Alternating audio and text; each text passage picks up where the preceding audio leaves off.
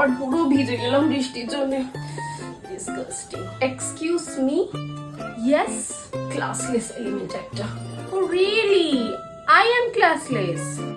Of course you are classless. এখন সব ছাত্রীরা তোমাকে ইউজ করে, আমাকে ক্লাসি মানুষরা ছাড়া অ্যাফোর্ড করতে পারে না, ইউ নো। শোন, লোকসভাতে যদি তোর একবার রিংটোনের আওয়াজ শোনা যায় না, তাহলে সব বোঝা যায় যে তুই কত বেশি ক্লাসি অ্যান্ড অল।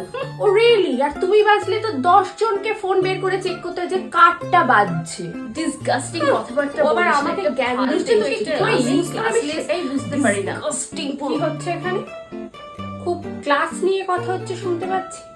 যেটা তোদের অ্যাকচুয়াল কাজ সেটাই তো করতে গিয়ে তোদের হালত খারাপ হয়ে যায়। একবার যদি কোনো মানুষের হাত থেকে স্লিপ করে পড়ে যায় না, তোরা তো চূর্ণ বিচূর্ণ হয়ে যাবি।